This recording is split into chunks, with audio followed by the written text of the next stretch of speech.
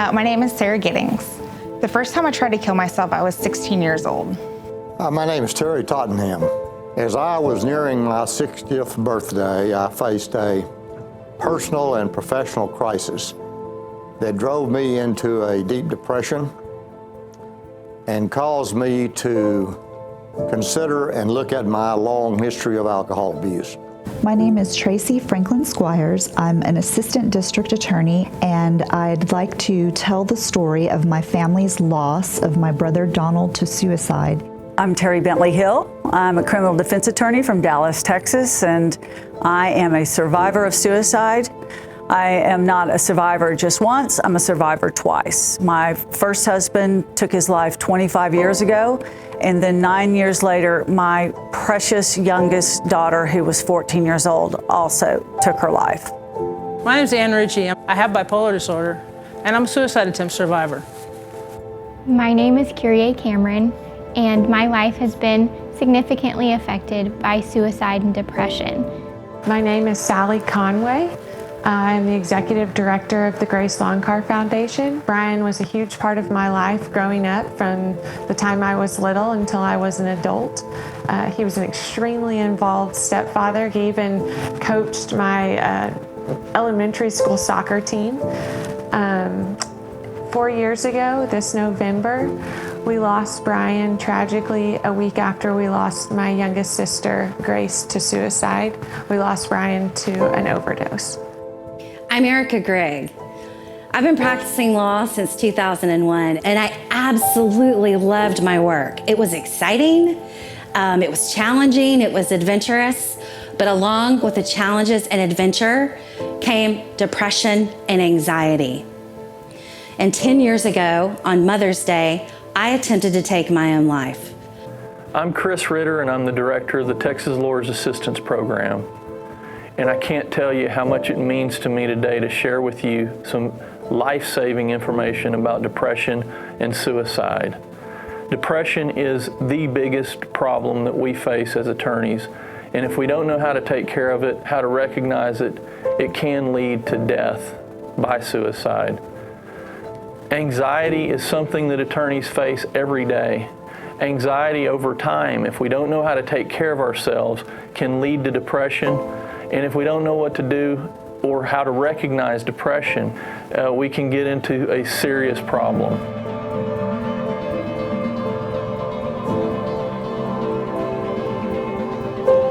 I remember I was driving out to my parents' house down these winding roads, and I remembered thinking, you know what?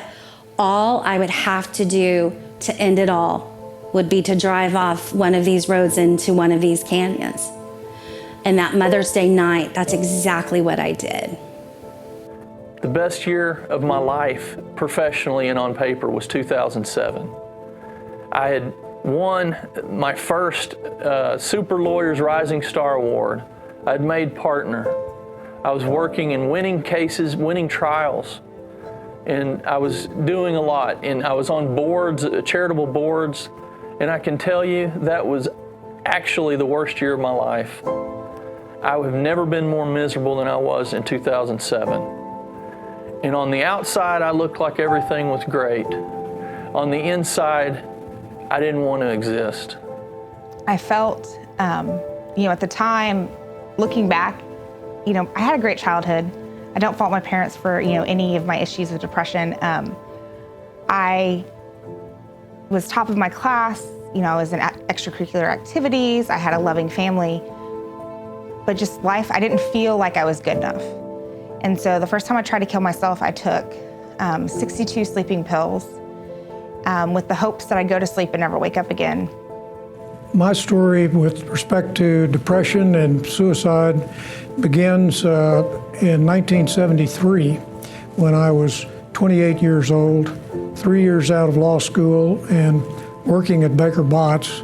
I felt like at that stage I was at the top of the world, doing what I wanted to do, learning to be a trial lawyer.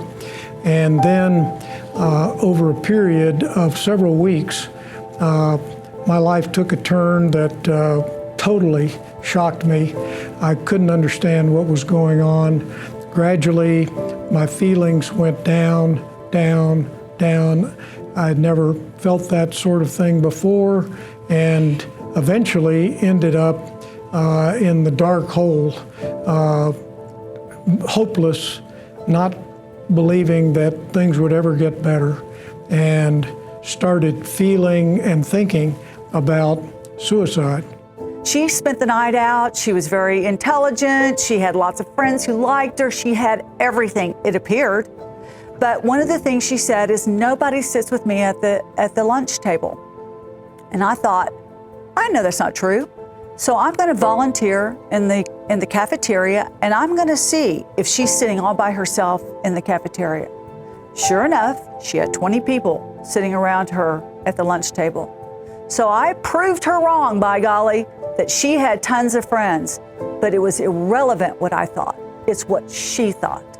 And she was thinking she had no friends, that everybody would be better off without her. And that is what my former husband told me. Everyone would be better off without me. You will find another husband. There will be our kids will have a better father. He was saying all of those black or white, all or nothing words, and I missed them because I didn't speak the language of depression. And the second time I tried to kill myself, I was in college. And I was kind of at the point of, I was ready to apply for law school. I knew where I was going in my life, but instead, all I could think of was, I'm such a disappointment. I'm such a failure. I don't know why anybody would want to support me. Anybody would want me to be their lawyer if I went to law school. What was the point? And I tried to kill myself again. My brother was always sort of what people referred to as troubled. He got in trouble a lot in school and had a lot of problems with his behavior, and really struggled in his life, in his short, young life. He had a hard time with emotional regulation and emotional control, and he had attempted suicide. A year before he died, he had used some pills, and he had been found and taken to the hospital. And I think my family didn't really take it very seriously, because we felt like if he was actually trying to kill himself, that he would have used something other than pills. But at this time, my family didn't know anything about suicide and suicide prevention and how these things work. And we didn't know that actually, in truth, once someone has attempted suicide, their likelihood of completing suicide goes up quite dramatically. I remember a Friday night, Ryan came home. We had like an at-home date night on Friday nights. And I remember him telling me, almost in casual conversation, that he just really hated being a lawyer. And when he said it, it took my breath away, because I was shocked. He loved the law. He was so excited to begin his dream career that it almost didn't seem real to me. And I can't imagine what my face looked like, but probably shocked at the time. But Ryan just said, I really hate being a lawyer, Kyrie. Sometimes I just want to jump off the roof of that place, almost just in passing. And I thought, oh, no way. And I remember saying something like, oh, I understand. We all have bad days. Being a lawyer is not always fun, but it'll get better. I think I even said, I remember being 8 months into practicing law before I felt like, oh, I had a good day today. I knew what I was doing. And so it truly, I didn't understand the depths of his pain. And then on December 5th of 2018, I came home from work, and Ryan had taken his own life in our backyard. He had left work kind of abruptly in the middle of the afternoon and went home and took his own life. I have a friend who attempted suicide when he was 17 years old. And he jumped off the Golden Gate Bridge, and he survived to tell the story. And so I said, Kevin, what were you thinking? And he said, oftentimes when a person is suicidal, they'll make a pact with themselves. If this happens today, I won't die today. Might die tomorrow, but I won't die today. And he told me his entire day, the day he decided to die, he went through the entire day of interacting with people. He was sobbing, hugging his father for the last time, he thought. Getting on a bus crowded with people and he was crying and nobody asked him, "Are you okay?" Getting to the bridge and a lady walking up to him, and instead of asking, "Are you okay?" she hands him a camera and says, "Take my picture." And he said, "Yeah, sure, I'll take your picture." And he jumped. But the thing he told me is that if one person had asked him if he was okay, he would not have jumped.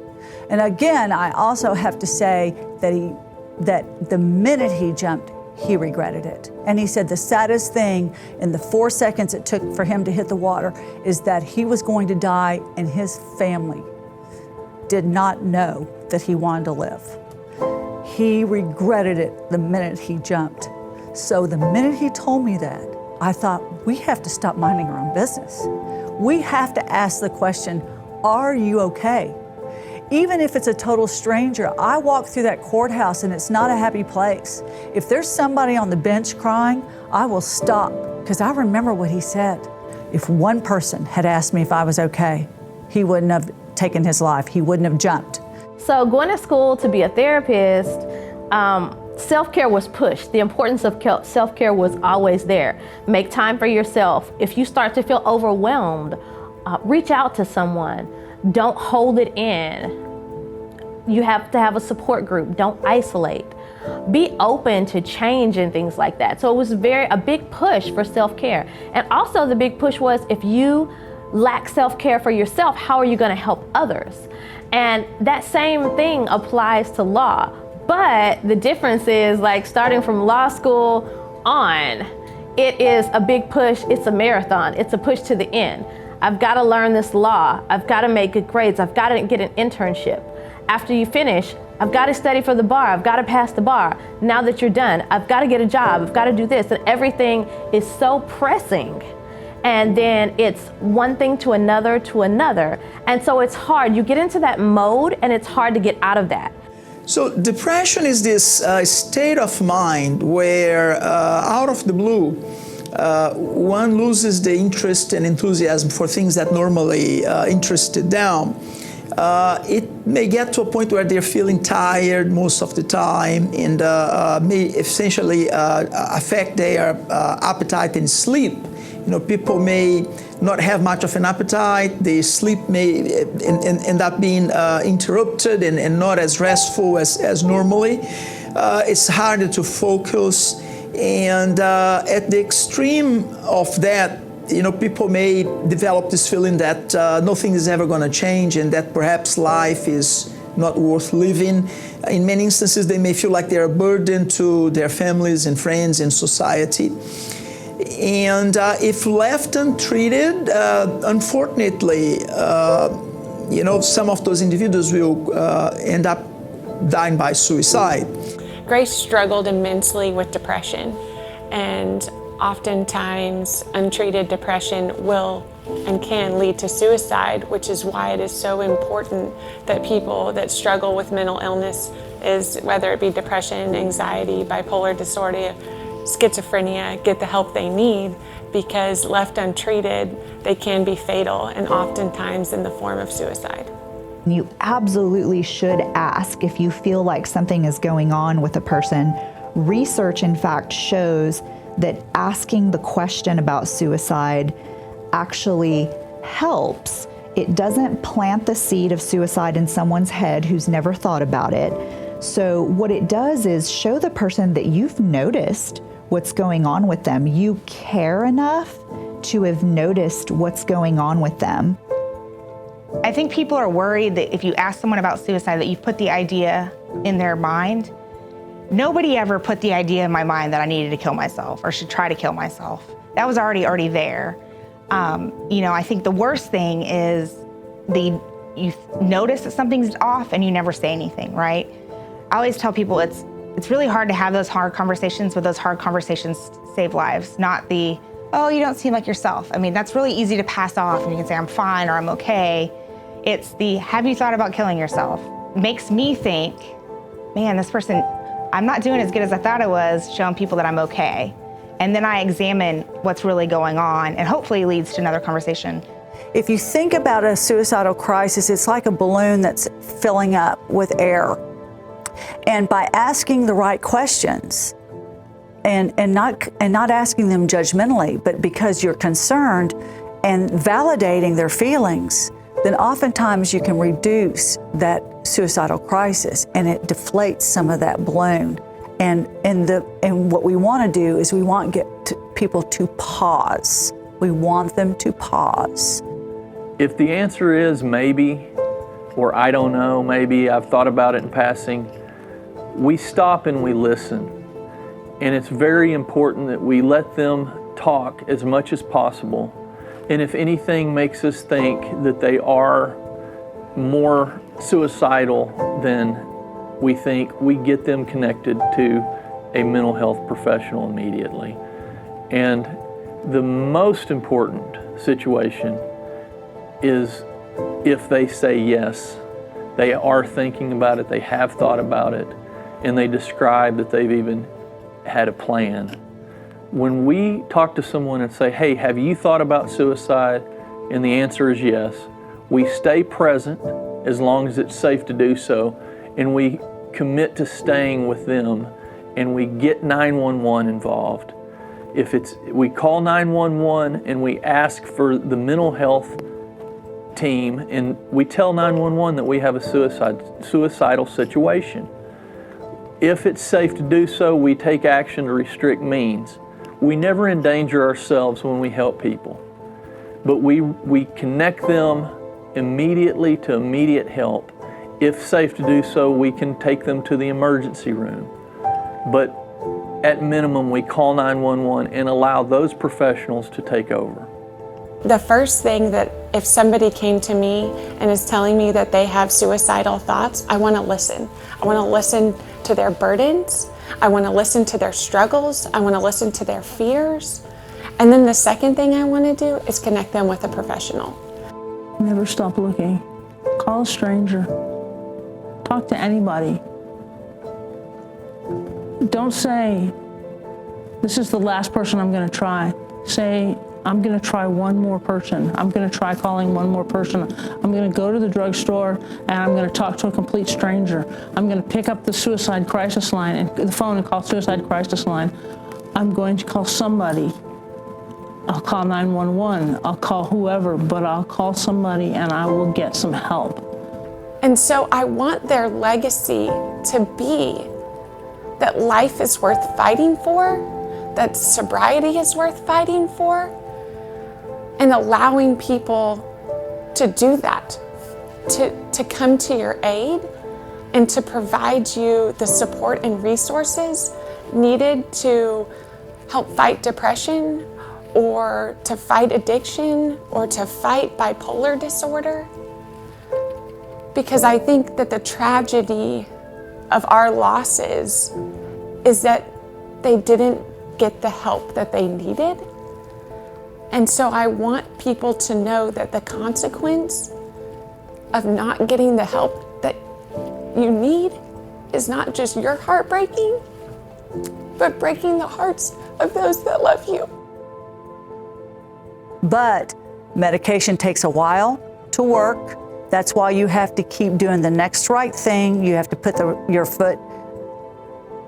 one foot in front of the other. You have to get up and make your bed every day. You have to take those right steps, and eventually the medical community, the support community, and the clinicians can help you feel better. At age 60, after 32 years living under the stigma, feeling guilt and shame and not wanting anybody to know what had happened to me, I decided to go public with my story. That was about 15 years ago, and it made a huge difference for me. It was liberating. It enabled me to give back. There were two real goals that I had. One was to give back and try to help people who had been through some of the experiences I had been through.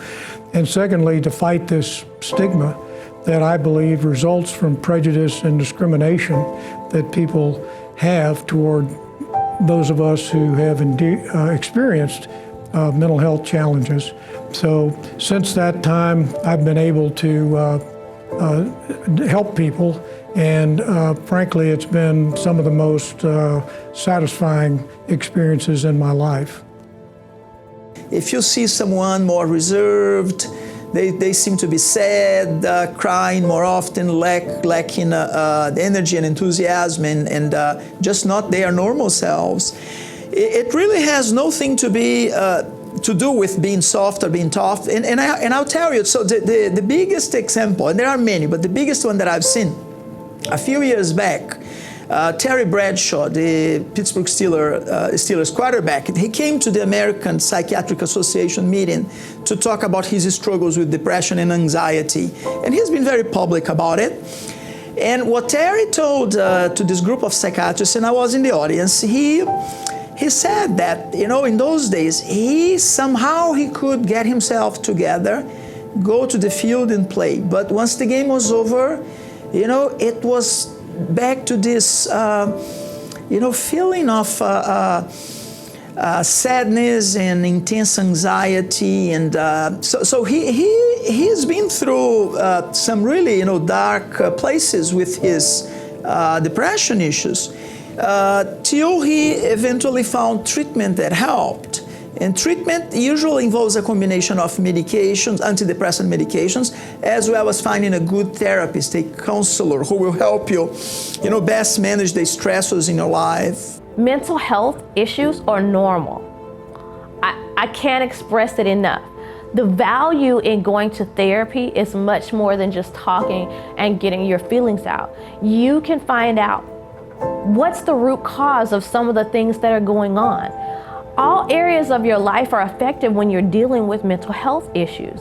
And mental health issues can be something as simple as poor stress management and anger management. It can be on the more severe spectrum, such as depression and suicide and major anxiety, schizophrenia, but it also can just be something as simple as anger management, stress management, grief and loss that you're unable to cope with. It doesn't mean something is wrong with you.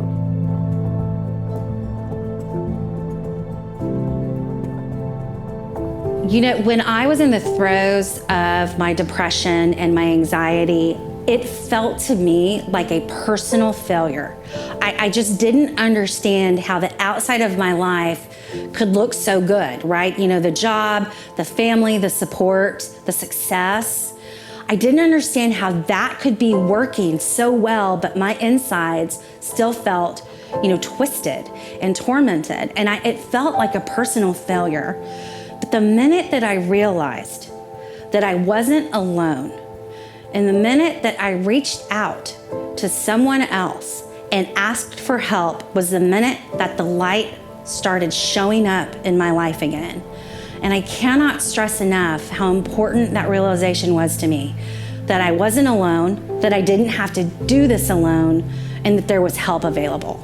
Put the numbers of the suicide crisis lines in your phone. We should all know those numbers. The National Suicide Crisis Line is 1-800-273-TALK.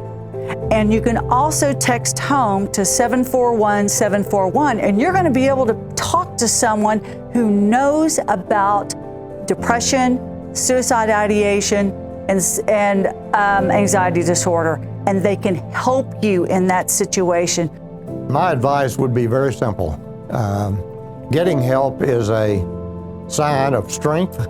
It is not a showing of weakness, and help is available to you on a confidential, personal basis to get you the help that you need. You don't have to struggle in your loneliness, and you don't have to struggle alone. I'm here with you, and I know exactly what you're going through, because depression is a medical condition that can be treated, and there is a cure. I am in depression remission.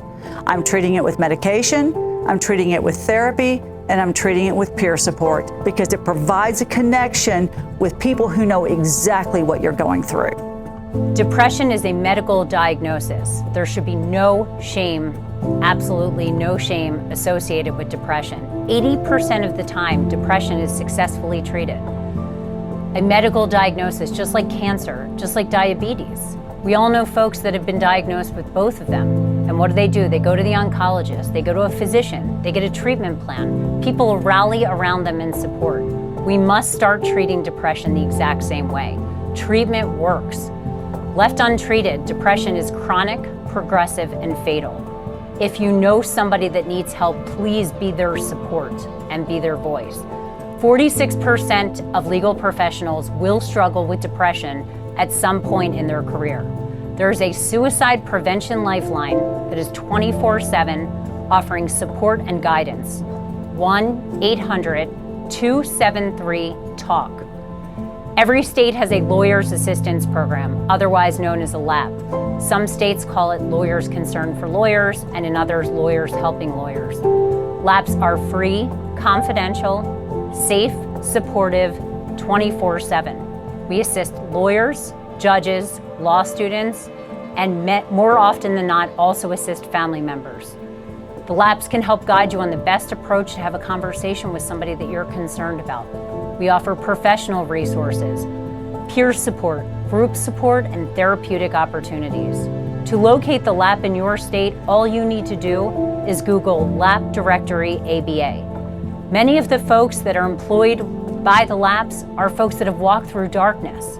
We understand. We are your people and we speak your language. If someone you know is struggling with depression, often they're unable to pick up a 500-pound phone and ask for help. Be their voice. It is your business. We are losing people in our profession and in our families to depression and suicide, and it must stop. The solution begins with you, and it begins today.